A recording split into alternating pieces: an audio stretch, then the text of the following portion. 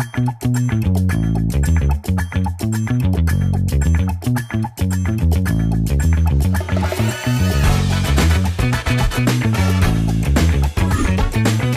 Paul Harrell Program. All right, folks, welcome back. So it's been a little while since we checked in with Dr. Andrew Paquette, who is got a fantastic Substack over at thezarkfiles.substack.com.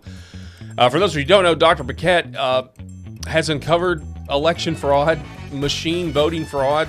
He was integral to exposing that we can't trust the results of what happened in the Texas primary between John Cornyn and Ken Paxton months ago at this point. He uncovered a lot of fraud in Bexar County, Texas. But he's recently, well, it's actually not recent. We're going to have him explain it. He's done so much work for a long time going into the voter rolls, looking at algorithms. Specifically, he's focused on the state of New York.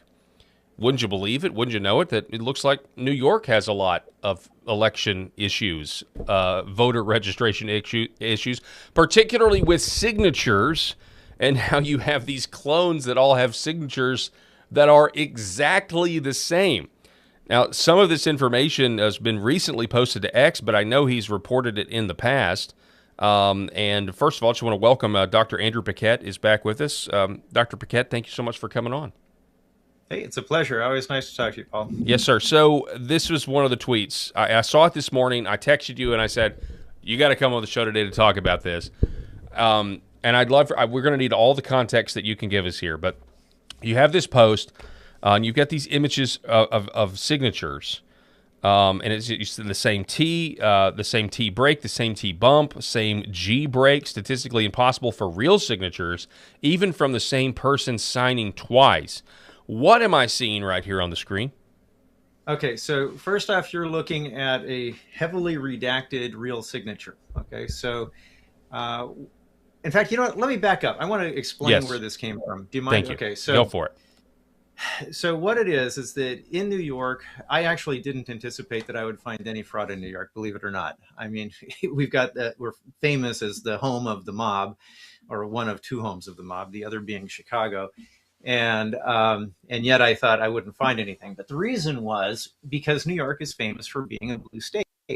So I figured, why would they rig anything in a state that is reliably blue? It's a huge risk, and they don't really stand to gain very much by doing that. But anyway, I decided I'd look anyway because the data I had available was New York. So I looked at their voter rolls and very quickly started finding what I call clones. Peter Ticken calls them modified duplicates. But what this is let's say it was with my ID, right? So I go in and register and I get an ID number. I'm legitimate. I'm a real human being. I'm qualified. I'm an American citizen. I'm over 18. I live where I say I live, et cetera, which is in New York. But then somehow they get another record that has my name, my address, my birth date, everything else on it, but it's got a different ID number. Now, the thing is, I don't control that.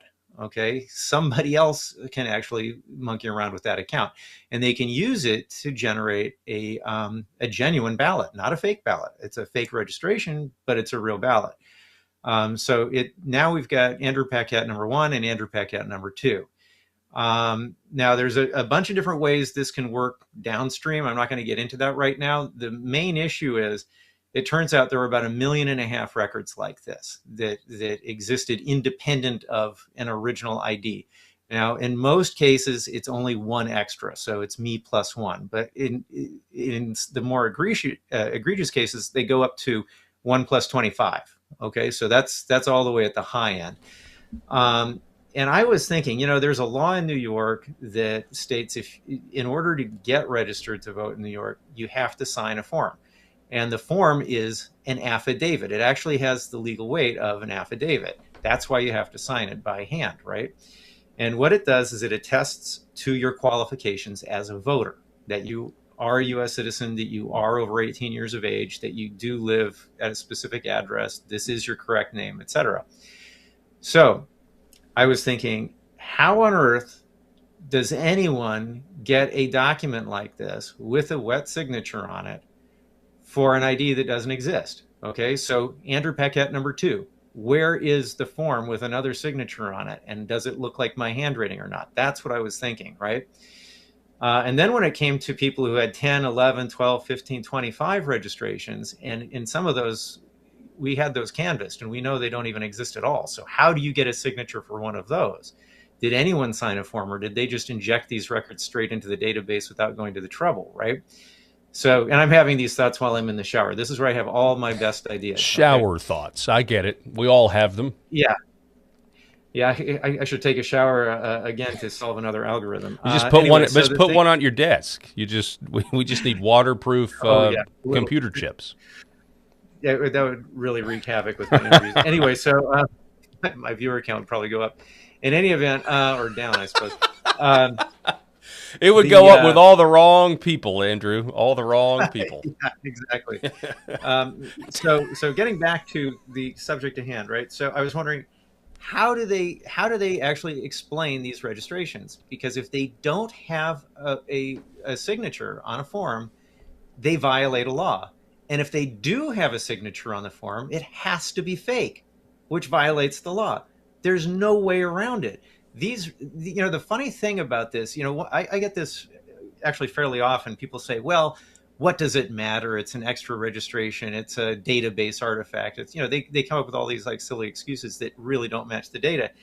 And I'm thinking, well, you can use this to make genuine ballots. And secondly, there are multiple laws being violated, but one of them here, and they can't get out of it. If the thing exists at all in the database, there either is or there isn't a form behind it. If there isn't, it violates the law. And if there is, it violates the law because it has to be a forgery. Okay.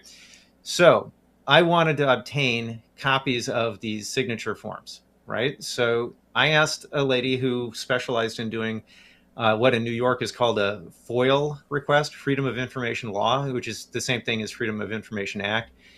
But we call them FOILs. And I asked her if she could arrange to put together a bunch of FOIL requests to get the data on these fake registrations. And I said, I'll give you the ID numbers and you just ask for the signature files for these people. Or actually what I wanted was the registration forms or the application, right? And she said, first off, you've got 1.5 million numbers here. There's no way any county is going to agree to this. You have to bring the number down. So we agreed that we'd go with 50 numbers as a starting point because she said that's small enough that, the counties would probably agree to that. So we sent those out and most of the counties said no, they wouldn't hand over the documents at all. But a few of them did. Now, all of the worst counties, like New York City, every single county in New York City said, forget it, we're not giving you anything. So that's the place where we find all the people with 25 records and none of them are real, right? But we did get documents from some counties. So Schenectady is one, Herkimer County is one. This particular image you have up there, that's from, actually I'd rather not identify the county it's from because if I do that they're cooperating. They're cooperating with somebody who's trying to get the truth to the people. You don't want to. You don't want to burn your source. It also interferes with the redaction process. So anyway, so this document came from that appeal to 62 counties. Okay, and what you're looking at are extracts of 3 different forms attached to 3 different ID numbers for the same man. So he's got the same name, same date of birth, same address.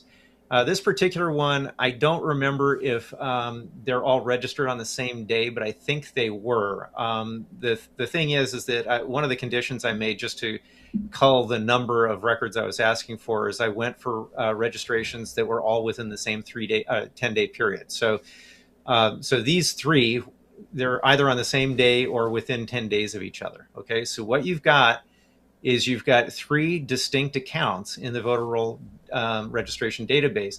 And by the way, they only purged these as duplicates after I identified them. So the whole list of records that I gave them, when they sent them back, at the time I sent the request out, they were all active. Every single one of the records was active. So all 3 of those were active. And then when they sent them back to me about a month later, all the extras were purged, and the purge date was the same on every one of them 2 days before they sent these back, right? So it was obvious they didn't know these were duplicates until I had alerted them to it. And that happened in several other counties as well. But the point is that one of the explanations I get is that this happens with simultaneous receipt of registration forms. So, for instance, if you just are let out of jail and your voting rights are restored, the judge can send an order to the Board of Elections saying to restore my voting rights, or your voting rights. We're going to use the example for this one. And then on your way to the Board of Elections, you stop by the DMV to register your new car, and you tick the box to register to vote. And then on the way to the Board of Elections, you stop off at a university where they've got a voter registration drive, and you fill out one of those forms. And then you get to the BOE and you fill out another one. So now you've got 4 independent avenues to register, okay? So the explanation I get for these is quite often that you've got these 4 avenues of registration that all arrive at the BOE simultaneously and at 4 separate desks. And BOE is Board of Elections, correct? Yeah. Yeah. So each of these 4 desks isn't communicating with the other. So they all process them independently, and you wind up with 4 registrations. Now, first off, there's a number of reasons why that can't be true. But first off, it's also legally improper if that is true, okay, or which we know it isn't, but let's just pretend for the sake of argument that it was. And the reason is because the law requires that as part of the registration process, the county takes your name and birth date and runs it through the state database to see if it's already in there. And if it is, they're not allowed to give you another ID number, okay? Now, if it is in there, they make a couple further checks. They'll check your driver's license number or the last 4 digits of your social security number or your address. But the point is they have to check to see if you're already in the database. And if you are, they have to refuse the application. And this is not only in state law, it's in federal law. Okay, so if the 4 simultaneous applications idea is true, then they're obviously not running it through the state database, which means they're violating the law. So it's illegal right there. But then we get to these signatures, and this is where it gets really interesting. Because, and actually, could you throw up that post again, if it's possible? Yes, sir. Here it is. Okay, so I've got another one that's a slightly different example, but these are obviously the exact same signature. Okay, so these are based. Hang on, let me see if I can't find it. Is this it's the one that's got the kind of loopy thing in the middle? Not that one. I mean, these are that's the one. Okay, so if you look at the items I've highlighted, the dot group and the dust specks. Okay, those dust specks are like scan artifacts. This is like bits of dust on the scanner bed when it's photographed. Okay, so these are all the same digital file. And by the way, the difference between this and the other one, which is also the same digital file, is that the other one additionally applied a scale factor to it. And I had to reverse the scale so you could see that they were the same. And by reversing the scale, it blew away the pixels that represented the dust specks. So that's the only reason you don't see those. But in any case, they're obviously the same digital signature. So what I think is going on is that they've got a tool built into their computers that is automatically duplicating these records, and it's copying the signature file so that it meets that criteria. There's no way they've got 3 separate pieces of paper that have the same signature on them that is identical all the way down to the dust specks on the scanner bed. And the other thing is, this destroys completely the previous explanation, because there's no way somebody can, at a college campus during a voter registration drive and at the DMV and at the BOE, separately sign their name exactly the same way like this. That's not possible. And not to mention, if anybody does that, I mean, one person maybe registers 4 different places. But is this really a common occurrence where you're going to have, hundreds of people all registering 4 different places? That makes no sense. Most people, when they register, they don't register again. And by the way, one thing I want to say, if I could do this, if I could literally make my signature exactly the same every single time like this so that you could examine it microscopically and it's the same, I'd have a TV show right now. I'd be on ABC. I'd be like the most amazing guy who ever lived because I could sign my name exactly the same way every single time. This simply is not a possible occurrence. So anyway, so that's the significance of this. And this is kind of combined with another finding I have, just so you understand what I'm talking about. I'm going to explain it to you. So I said that I think that this is software that's running resident on the computer that they're registering voters with, right? And that it's copying the data. Now, the reason I believe this is twofold. And number one, it's totally consistent with the data. And two, and this is unfortunately only a single sample, but it's a very important one. I spoke with a voter who contacted me about her registration. She had lived in Manhattan, which is New York County, and then moved out of the country for a couple of years and then moved back to a different county. And she suspected that her previous registration was still active and she wanted me to check on it for her. Okay. And I found out indeed it was. So she recounted to me how she registered. And the way it worked was she went into that new county and she was talking to the gal behind the desk and she said, look, we already have your name in the database. We already have, it's got the same date of birth. So you're already in there. So I can't re-register you. So what I'll do is I'll just update the existing registration with your address. And that's the legal way to do it. That's exactly how it's supposed to happen. And so they went ahead and completed the process. And as far as she was concerned, as far as the clerk was concerned, when she pushed the enter key, that's exactly what happened. They followed the law. That should not have created a new ID number, but it did. So my opinion, just based on that, and then when I look at all the rest of the data I'm looking at, is that there's software sitting on these computers that the people using the computers don't even know is there. And my guess is it is looking for, say, every 11th or 12th or 13th record, something like that, and it clones it.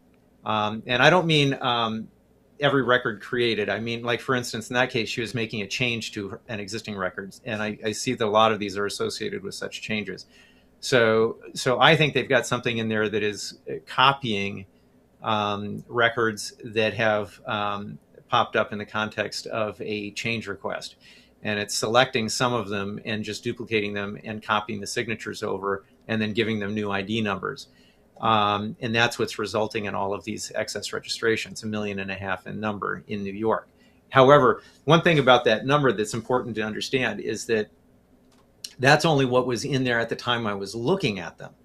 My knowledge of the spiral algorithm allows me to find another 500,000 of this type of record that were deleted. So at one time or another, I would say there is a minimum of 2 million records like this. And by the way, when I say 2 million, that's approximately, because the number deleted isn't actually 500,000; it's 499,000 and change. I forget what the change is.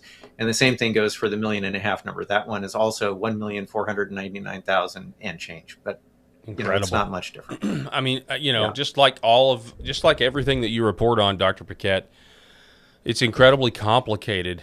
But that's the systems that are robbing us of our republic, that are rigging our elections, have got to be incredibly complicated in order to get away with it, right?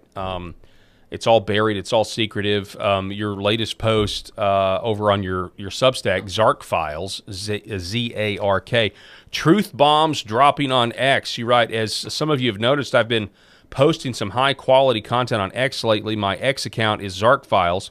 This started exactly 8 days ago. The reason is that I decided to get to the bottom of why people posting about my research can get millions of views. But when I did the same thing, I'd get dozens or single digits. Now, why do you think that is, Andrew? Why do you think now all of a sudden, these X posts, I mean, they got my attention, but I follow you. I see your content, but some of your followers aren't seeing it. Why do you think they're now seeing it and we're seeing your X account explode with this election integrity content? Well, it turns out that when I used to post in the, prior to 8 days ago, I like to include links. And this is, maybe it's just because of my research work, my PhD thesis, and kind of pounded into my head that anytime you say something, you have to back it up. And when I was writing for Law Enforcement Today, it was the same story. That's really funny. It's like, not on X, man. You can say whatever you want, and you don't ever have to back it up. Well, at least not with a link. So anyway, so at Law Enforcement Today, it was, or even when I wrote for Red Voice Media, they were like, look, you have to have a link for any substantive statement that you're making or claim so that we know you got it from somewhere. And I'm sure you're familiar with that as well. So I got in the habit of doing that. So when I was on X, earlier, what I would do is, if I made a claim about my research, I would link to one of my research papers, or I'd link to a Zark Files article, because those tend to be more current than my research papers. And it turns out it was absolutely throttling my reach, not only because they were links, but specifically because they were links to a Substack. Because apparently X hates Substack. They consider it a competitor of some kind. So they really, really hurt your reach if you link and if you go there.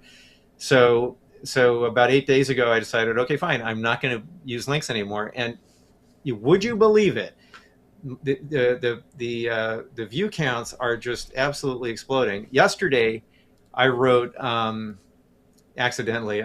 I wrote 5 posts. It was supposed to be one post that was a thread, so that it would have like a bunch of replies, but I accidentally posted them all independently, and I wind up with 3 genuinely viral posts, all posted within 5 minutes of each other. So the worst performing of them got around 250,000 views, and it's still counting. It hasn't even been. Oh wait, no, it has been 24 hours now. It's just slightly over a day at this point. And then the next best performing one was around 475,000, and then the one you showed is the best performing one, which was around 525,000 the last time I looked. So that's all genuinely viral, and that's on an account that only had 2,000 followers maybe 2 or 3 weeks ago. At this point, I think I've got 7,000 followers. Yeah, so you're at 527 now, so that's starting to slow down. And that was going up at the rate of about 1.3 thousand a minute for a little while. So this is giving me an idea what the natural audience size is for this kind of information. Got to get it out, and I'm so glad this is happening. You do whatever you can. I mean, X is a great platform to share information. You just got to hit it right, you know. I don't post. I don't think I don't actively post enough, but I mean, I don't have but a few thousand followers, and you know, I get hardly any traction at all. Although some, you know, I've talked to people with 30,000 followers, and they rage quit X because you know, one of my posts gets, you know, more traction than even their post does, and they've got 30,000 followers. So it is kind of tricky sometimes, but I'm just happy to celebrate the fact that this information is getting out, because we've got to get it to as many people as we can if we want to secure our elections.